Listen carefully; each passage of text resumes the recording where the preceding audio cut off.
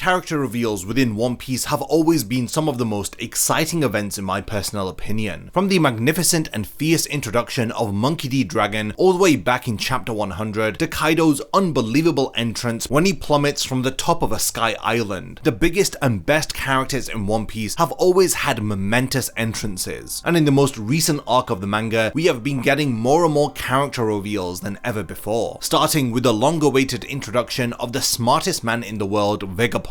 And yet Oda doesn't just stop there, and now even the mysterious leaders of the Celestial Dragons, the Gorosei, have had their names and titles announced, and not to mention the fact that we've been learning more and more about the true leader of the world, Im-sama, during the most recent chapters of One Piece. Now, among all of these introductions, there has been one which I feel will come to stand above all of the rest. This is the official announcement of one of the strongest Celestial Dragon families, whose bloodline has come to stand at the very top of both sides of this world, which is ruled by pirates and the world government. I'm of course referring to the epic introduction of Saint Figarland Garling. In this video, I plan to break down and analyze every piece of information that we have received about this incredibly powerful Celestial Dragon, putting together all of the pieces in order to reveal the life that he has lived and answer just how he has come to stand as one of the most influential people in the entire world of One Piece. One who not only is referred to as the champion of God Valley, but he has even command over the life and death of the self-proclaimed gods of the world themselves, the Celestial Dragons. To begin the video, we need to first look at the family that he comes from, which is the Figarland family. All Celestial Dragons in the modern day are descendants of one of the 19 monarchs who were responsible for founding the world government, with the 20th family, the Nefertari family, who had refused to remain within the Holy Land. Now, of these 19 families who decided to remain, we are aware of the names of potentially 9 of them. They are the Donkyo family, who Doflamingo, Rochianante and Mioscard were a part of, the Rosward family, who we had come to know via Saint Charlos Rosward, who was punched by Luffy within Shabondi Archipelago. Then there's the Nerona family, of who the mysterious and powerful Imusama is a part of. Then there's the families that the Gorosei belong to, which include Jay Garcia, Marcus, Topman, Ethan Baron and Shepard. And finally we have the Figarland family. The first time that we are introduced to the Figarland family is within One Piece movie Film Red. The family is mentioned directly by the Gorosei, and the implication behind their mention was something which had sent the One Piece community into a frenzy, as the Gorosei seemed to suggest that Uta, one of the main characters of the film, was a member of the Figarland family, thanks to her being the adopted daughter of Redhead Shanks. Naturally, this kind of revelation was something which has shaken many people, and assuming that this is true, which based on some of the information which we will cover later on in the video, it does appear to be, then it leads us to question everything that we thought we had known about the Redhead Emperor. The final official member of the family we have been introduced to is the topic of this very video, Saint Figarland Garling. Among the Celestial Dragon families, there is on paper at least no inequality between them. The empty throne and the swords guarding it were a clear symbol that all 20 families are equal among each other, with no one family standing on top of the others. Obviously we know that this isn't the case for multiple reasons. The Gorosei are clearly presented as the leading decision makers within the world government, while above them stands Imusama, who is the true ruler of the world. Even the most recent chapters of One Piece had revealed that among the remaining Celestial Dragons, the supreme commander of the God Knights retains the right to judge the nobles with either punishments or death sentences. This understandably puts the God Knights pretty high up on the hierarchy of importance within the world of One Piece. The supreme commander just so happens to be Saint Figarland Garling himself, and it's yet to be revealed whether if he was personally assigned this role, or if it's a position that has been handed down the generations of his family. Based on everything that we know about how the higher echelons of the world government seem to operate, it's not going to be too surprising if the Figarland family are given slightly a bit more importance than the average Celestial Dragon. So having spoken about everything that we know about the Figarland family, let's now look into the man himself, Saint Garling, and reveal once and for all of the clues that Oda has been scattering across the story about his role within the God Valley incident. Saint Figarland Garling was first mentioned by Admiral Sakazuki in chapter 1054, where he had referred to an internal matter within the Celestial Dragons, which we know to be Saint Mioscard's indirect assault on Saint Charlos, to be an issue for the God Knights to deal with. We know of course that he was indeed speaking of Saint Figarland Garling, showing that the highest members of the Marines are also aware of his status. Garling's first official appearance occurs within chapter 1083, where the silhouettes of the God Knights were first revealed as their purpose and strength was being explained by the leader leader of the Revolutionary Army, Monkey D. Dragon. There was a lot of speculation online just from this silhouette alone, with people comparing the outline of one of the members of the God Knights to Redhead Shanks. Multiple theories had spawned from this observation alone, and I'd even made a video covering some of the more interesting ones, but it now seems clear that this figure was none other than Saint Garling himself. We can pretty much confirm this because his silhouette was the only one to be wielding a sword. His full character reveal had occurred in the most recent chapter 1086, where we see him very emotionless, having no remorse after he had ordered the brutal execution of Saint Miosgard. Saint Garling is shown to be an older gentleman, which makes a lot of sense given what we know about his past. He wears a long black cloak adorned with two badges, which appear to show the symbol of the world government, though whether if they serve any purpose is unknown. Now, his most striking features are his beard and hair, which are both styled together to form a crescent moon shape. It's yet to be confirmed whether if this is a stylistic character design choice from Oda, or if this crescent moon shape holds a deeper meaning, given that references to the celestial bodies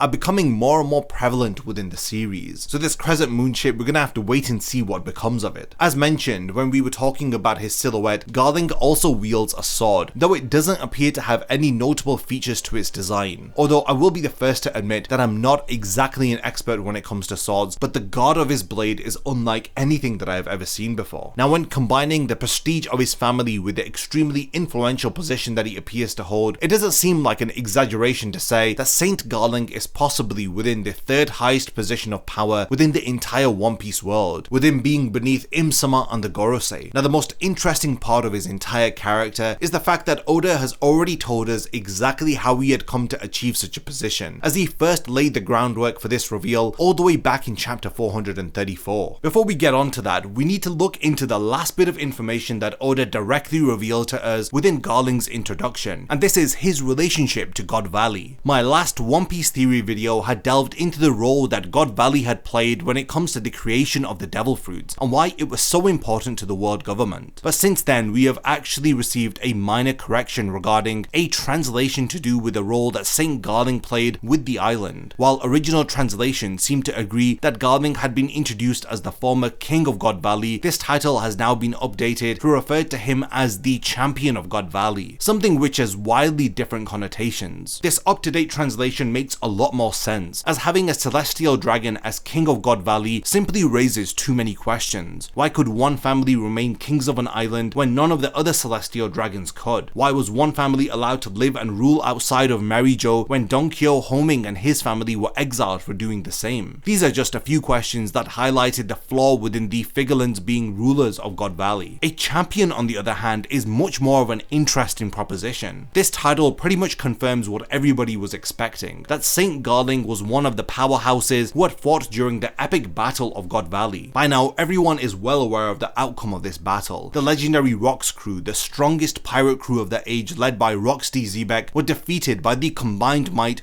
of Monkey D. Garp and Goldie Roger. This battle was one for the ages, with even the remnants of the defeated crew all being strong enough to become the leaders of the following age. Individuals like Kaido, Big Mom, Shiki, Captain John, all of them had went on to become monsters in their own right, but arguably none more so than the strongest man in the world and unofficial pirate king following Roger's demise, Whitebeard. Now, this is where Oda's plan all comes together. While Rox launched his assault on God Valley, he faced opposition from Roger representing pirate kind and Garp representing the Marines. But there was also a hidden third opponent, Saint Garling, who of course represents the world government. For the very fact that he is referred to as the champion of this battle should indicate how powerful Garling is. Now, why is it that he wasn't mentioned by Sengoku when he was discussing the defeat of Rox? Well, I believe that the answer is simple. Rox on his own was capable of fighting evenly against Garp and Roger, so who was it that had held off the remaining monsters in the crew? Well, I believe that it was none other than Garling himself. To add to this was confirmed by one of the members of Rock's crew, the one who had presented the greatest challenge to Garling, with this information being right under our noses this entire time. So I've pretty much set up the stage for us to now go all the way back to chapter 434, to the world-shaking meeting between the Yonkos Whitebeard and Redhead Shanks. During this meeting, Whitebeard makes a seemingly innocuous comment, saying to Shanks that when he looks at his face, it makes the scars ache that he had got from him. For the past 20 years, everyone has assumed that Whitebeard was referring to some form of scar he had gotten from Goldie Roger Roger back when Shanks was simply an apprentice on his crew. But what if this was a misdirection all along? In reality, it was Shanks' resemblance to his father, Saint Figarland Garling, that was causing Whitebeard's old wounds to flare up. Given that the events of God Valley had occurred 38 years ago, Whitebeard would have been approximately 36 years old at the time. And if we assume that Saint Garling was the same age as Whitebeard at the time, then this means that he is currently in his mid-70s. He would have been roughly the same age as what Shanks is now back during the events of God Valley. This one comment from Whitebeard in a chapter from 16 years ago has been a hidden clue this entire time, weaving together an intricate web connecting himself, Shanks, and the newly introduced Saint Garling, as well as the God Valley incident from decades ago. And what is totally insane is that only now we are finally being able to put all of this together in order to paint a bigger picture. Now we've reached the point of the video where I hand over the discussion to all of you. Let me know in the comments what role you think that Saint Garling will play in the future of the story. Do you think that he will face off against the Straw Hats at some point, or will he instead be an opponent for the Revolutionary Army? Are they going to be strong enough to face off against someone who once fought equally against Whitebeard, an individual who was known as a champion of one of the most brutal fights in the history of the One Piece world? I look forward to reading all of your thoughts, and as always, remember to subscribe to the channel so that you're up to date on all of the latest One Piece news and theories. I'm covering a wide range of One Piece topics, from chapter reviews to character analysis to explaining specific backstories, so definitely be sure to stick around to the channel by turning on the bell notifications and subscribing. Lastly, thank you for making it to the end of this video, and I cannot wait to see you in my next One Piece video.